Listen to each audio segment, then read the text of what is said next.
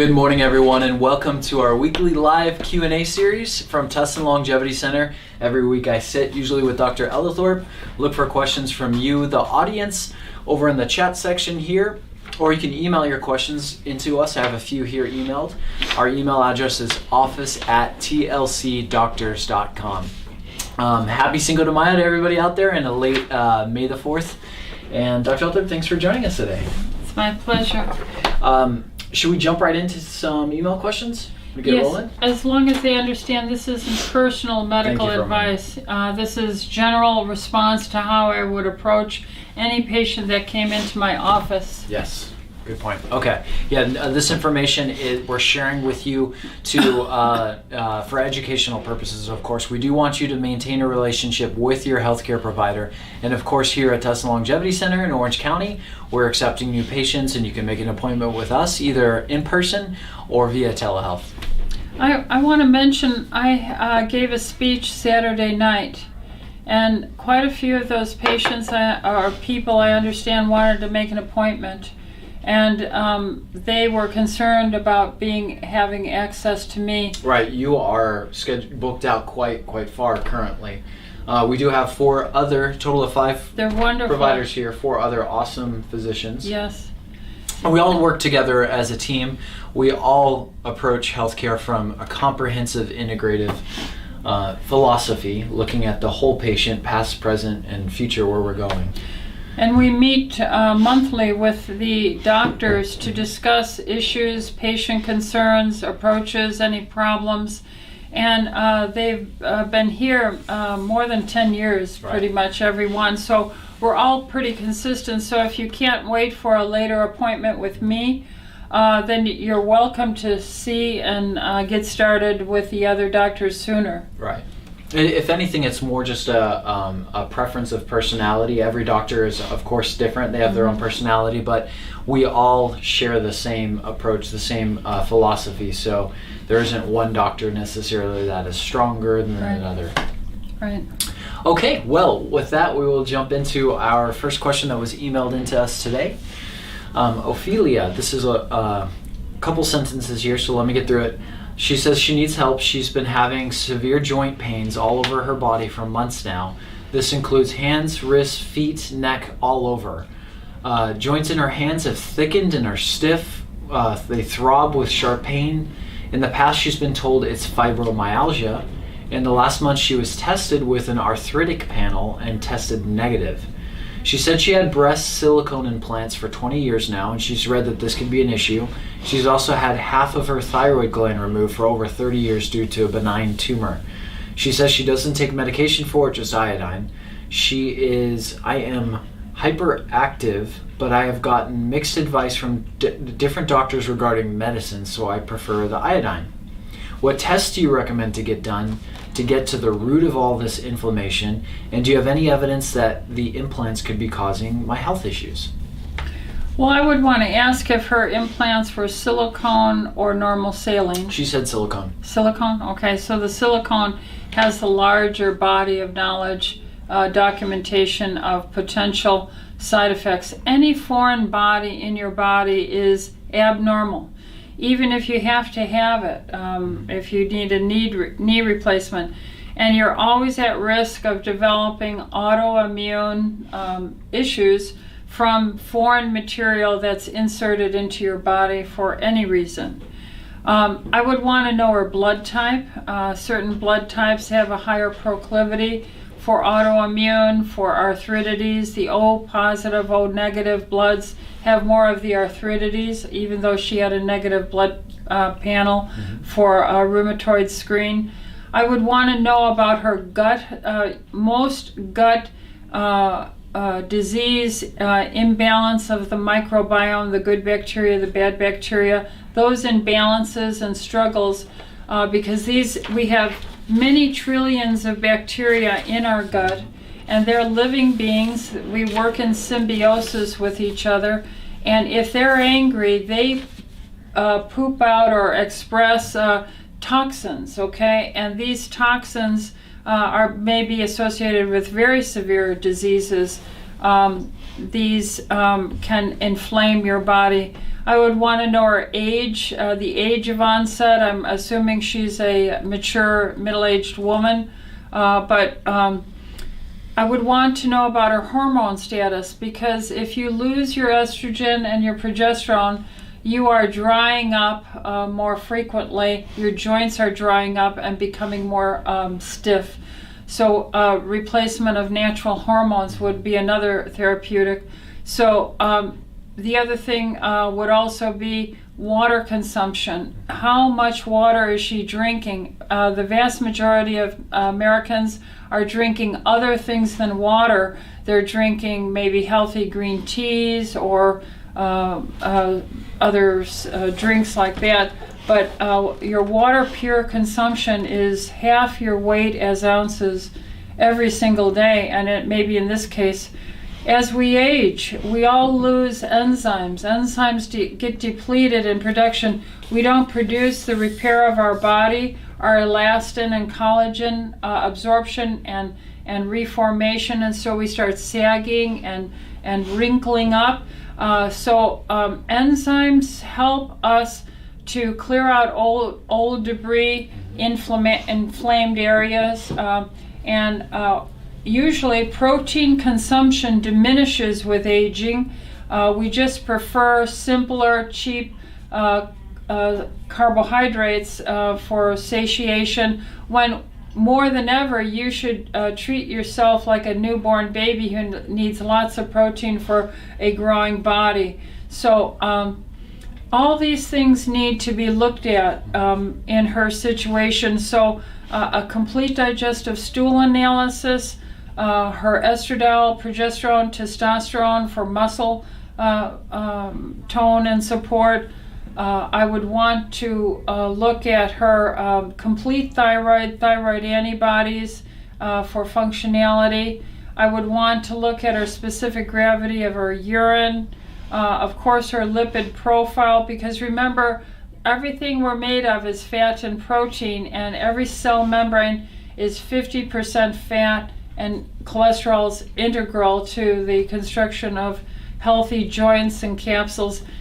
She might also even have heavy metal burden of toxicity at this age in her life. Her bones may be demineralizing, and the stored up heavy metals are now demineralizing with the other minerals, and she's auto-intoxicating herself with lead, aluminum, mercury, arsenic, and stuff like that.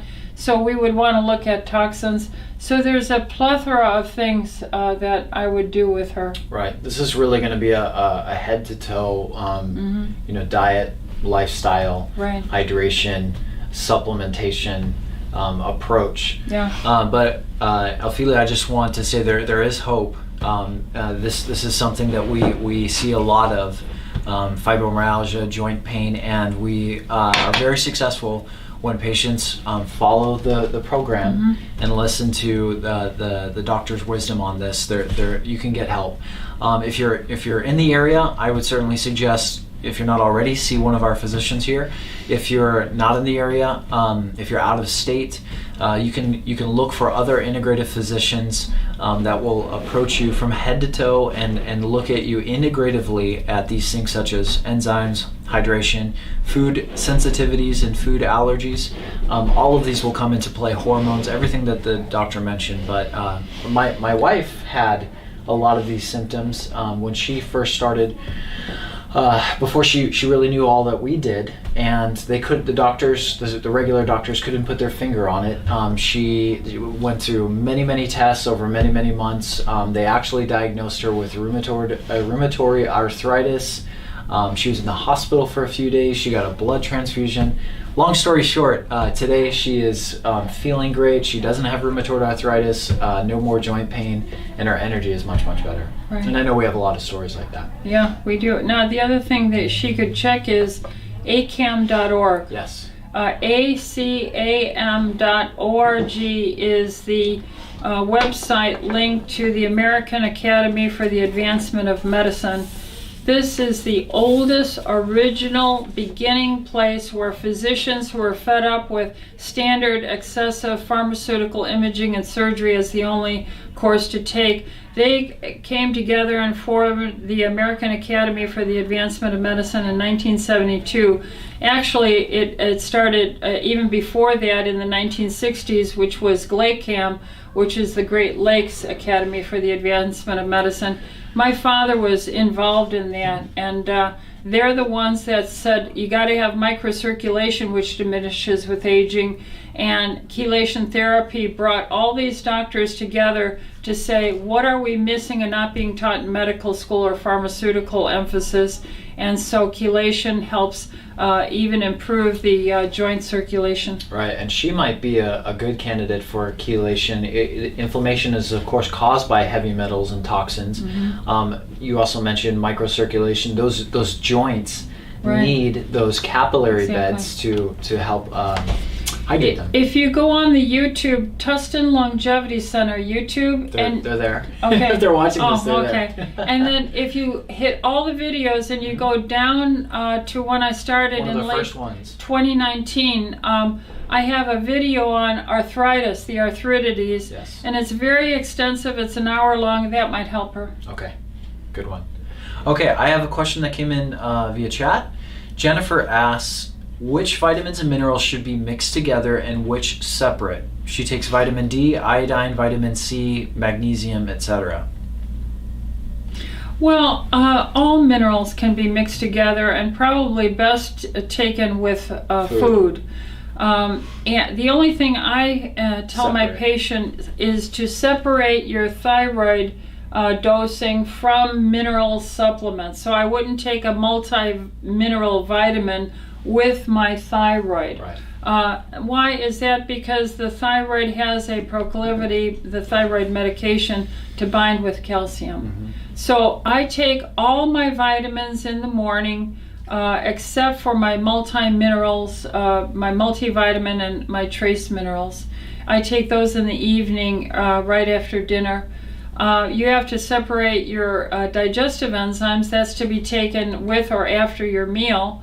I take my systemic enzymes on an empty stomach in the morning with my Juice Plus, with my CoQ10, with my, what else, B complex in the mornings, things like that, with my vitamin D in the morning.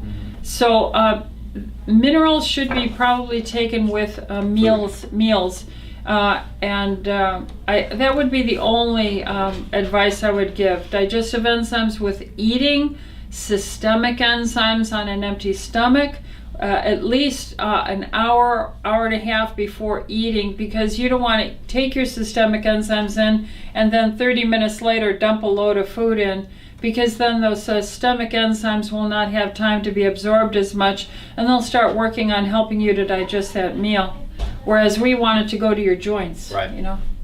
Yeah, in the morning, most patients take their thyroid medication. They have it right there next to their bedstand or by their toothbrush, thyroid medication, systemic enzymes, and pop those in, wait about an hour, hour and a half before you eat. Then when you have your meal, that's where the majority of your vitamins can be taken, your minerals, your multivitamins, and of course digestive enzymes with food. Okay. I hope that answers the question. And it's sad because the world's industrialized farming, we're going to more and more centralized control of everything, which is wrong. Federalization, centralization of everything. If there's an accident, then it impacts the entire domain of the 331 million people. But if an accident is made in more local areas, it doesn't impact. None of us are perfect, okay? So if there's mom and pop farms that are nurtured and cared for, they work on replenishing the fields and rotating the field and letting some be fallow or rested over here. Our nutrient mineral assays of foods today are about 50% of the mineral nutrient assays of the 1950s. So all this industrial, just rape the land, grow the thing, rape the land, and only replace it with nitrogen, phosphorus, and what's the other one? Nitrogen, potassium. I don't know. They put 3 things in. Whether you need much more. Okay, another question that came in via email. Patricia says, I'm 64 years old and not interested in getting vaccinated for COVID. However, many close friends and relatives are. I'm confused about how the vaccinated versus unvaccinated people can infect or not infect each other, and would love your explanation. Well, that's a boatload. I am not convinced, and I cannot recommend to my patients a therapy that is under emergency authorization use. We don't know the long-term effects. They didn't do animal studies on it. And these are not vaccines according to the true nature of the term vaccine. I grew up since the 70s in medicine having a different definition of vaccine. They changed the definition from the World Health Organization in 2009, and they changed the definition of a pandemic in 2009. Why are they doing that? Okay, well, it makes it easier for them to declare at any time a pandemic, and it makes it easier for them to declare anything a vaccination. A vaccination is supposed to usually have a dead or attenuated, injured microbe or virus, a part of it, the actual entity, following Koch's postulates. Then, when that's introduced to you, your body sees the whole entity or the attenuated entity, and you make antibodies to it. This is supposed to give you lifelong, really, immunity. And what is being done here is really a medical therapeutic treatment, where never before have we ever taken snippets out of the DNA or RNA that is the message for constructing the spike protein, and then encapsulating that in a lipid nanoparticle, and then introducing that to engage with your cell and move into it and seize your machinery of protein production to make the spike protein. In other words, we would have normally given you the bacteria, the virus, or whatever it was, attenuate it, and then you react to it. Now we are taking a DNA RNA fragment signature of message, encapsulating that, putting it in you, and then your body absorbs this into your cell membrane, because your cell membrane is lipid. The particle is a lipid membrane, and it's normally absorbed. And then it seizes your reproductive protein reading, your ribosomes, to read this and produce it. 2 totally different concepts. Brand new, I cannot recommend that. The other thing I'm concerned about is there are twice as many vaccine deaths that we have, at least up until April 23rd was the last week of reporting at the VAERS, compared to the past 11 years of all vaccine history in the United States deaths. And in 3 months, we've had all the deaths that it took 11 years of vaccines to do. This would have been stopped. Like, if you remember the swine flu, I was alive, that was 1976. I think they had something like a dozen or 2 dozen deaths for the swine flu vaccine. That was Ford's administration. And when that happened, they shut it down.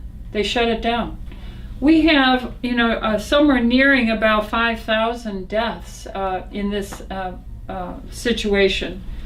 And then there's credibility issues about the CDC itself.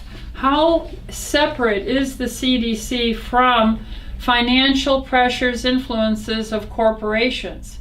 Indeed, the members who are in the CDC, the scientists themselves, do they have financial attachments to the production of vaccines to gain personally from this that would bias their look in it? And the answer is there's credible information saying from Fauci on down, that they have links financially to the production of various vaccinations, to the point where there are enough people who are writing, whistleblower letters saying there's corruption, bias, pay-for-play activities in these institutions that we think are benevolent, government-sponsored, and not involved in any of this.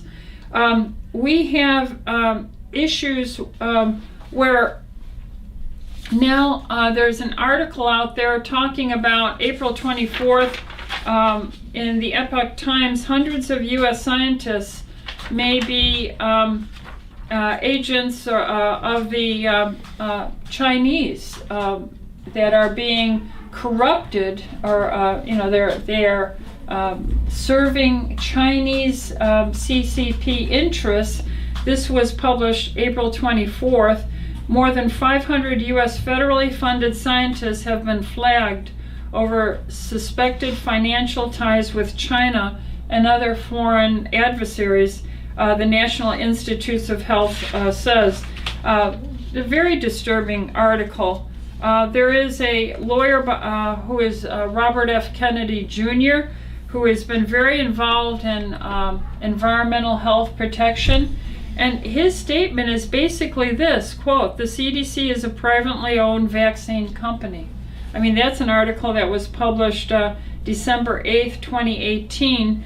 And he made that statement largely because he won a big lawsuit against the National Institutes, the Human Health Services, because he said, show me the 1986 which is the law that created the National Childhood Vaccine Injury Act, and in it requiring, they gave indemnification protection from being sued, the scientists, the doctors, the pharmacy producers of vaccines. They protected them from lawsuits from injury.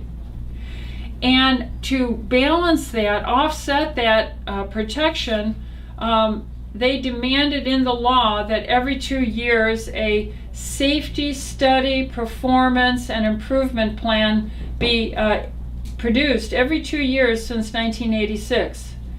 And do you know, when he asked Freedom of Information for this, he was suing them for this information, they couldn't produce it because there's never been lawful abidance to that 1986 National Vaccine Childhood Injury Act by the vaccine producers to produce these safety studies every 2 years. Not one has been done. So if this is what's happening, and we have whistleblowers claiming they're hiding information, and this is published, how can I, with any confidence, put my patient at risk by recommending vaccinations with these experiments that are really not vaccine? They're experimental medical genetic procedures. Do you think we answered the question as to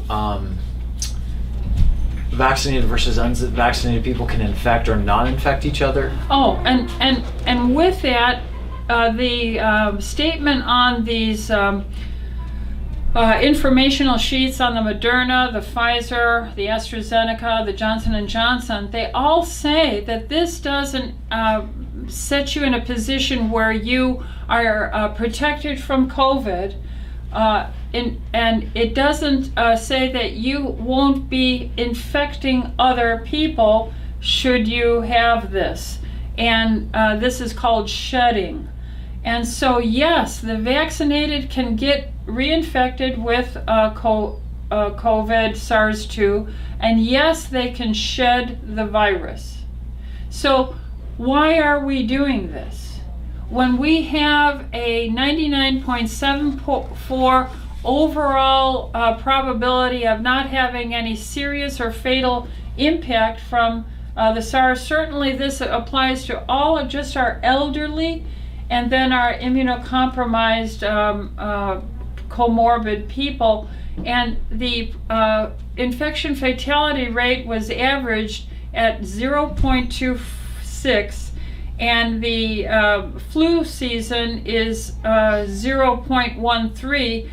And now the CDC just 2 days ago came out saying we are going to lower the cycle threshold for the PCR test screening for COVID-19 down to under 28 cycle thresholds because there are too many positive people coming up after having vaccination, more than 60%. How convenient now, after they've locked us down, kept our children uneducated for a year, isolated us, forced us to put masks on, all these frightening things, when they allowed cycle thresholds up to 35 and 40 cycles for a test that the Dr. Mullis, who created, said never should be used for diagnosis, and a cycle threshold above 30, 35 is basically going to find anything you want to find to inflate the numbers. Now the CDC wants to deflate the numbers on post-vaccinated people to make it look more effective. This looks very concerning and suspicious to me. Okay. Bottom line, even if you get the vaccine, you can still contract it. I think the early studies when they were before they were making this a emergency use authorization and pushing these out was that if you got it, it was supposed to diminish the severity that you could get from it, but it doesn't mean that you can't still contract it or spread it. Right. Okay. We have a question from Sean, and he asked the pros and cons of tablets versus capsules and how they differ. And Sean, I think this is it depends on what we're talking about, what the nutrient is, and it's a manufacturing thing. When I've been speaking to these companies, certain things just do better in a tablet than they do in a capsule. Some of them need to be put together because tablets tend to be a little bit larger. They're trying to squeeze things together. Or it needs to be more in a solid form than a capsule form. Do you have anything to add to that? I think more the concern would be people's digestive ability and absorption ability. And if you are a healthy person with a healthy gut, it's really not going to matter. But a lot of people have difficulties digesting the capsules that surround the vitamin contents. These are often gel capsules from animal gel products. Some people have a belief that they shouldn't be consuming animal products and they want a vegetarian capsule base, which is extremely difficult, raises up the price. And that's where a lot of this concern, which is better. I think it doesn't matter if you have a healthy digestive tract. Right. It's a moot point in my opinion. Okay. We have maybe time for one more question. Jennifer, and if we don't get to your question today, we will record your question, write it down, and we will make sure that we answer it on next week's episode. Did we cover last week's unanswered questions? We did. Okay. Yes. All right.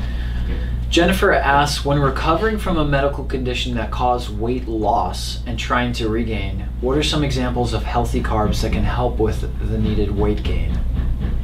Well, we're composed of protein and fat. We're not composed of carbs. Once again, we're composed of protein and fat. We're not composed of carbs. If we were, we would be like hard rock candy.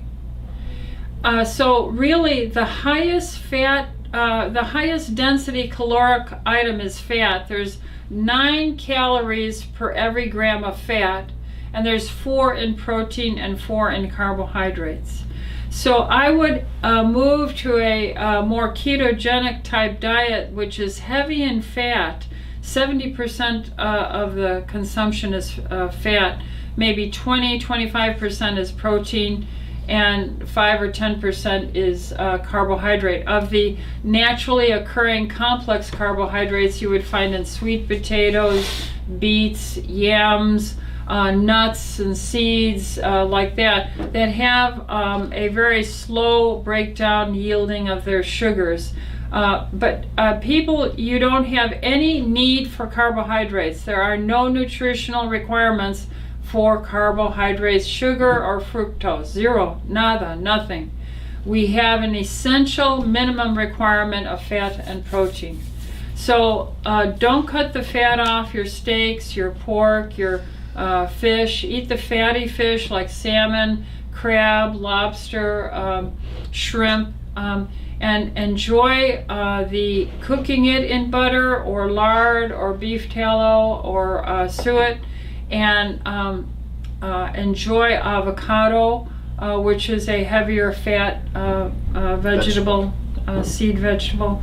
That would be my advice. 9 calories per gram of fat, 4 in protein and carbohydrates. There's no need for carbohydrates.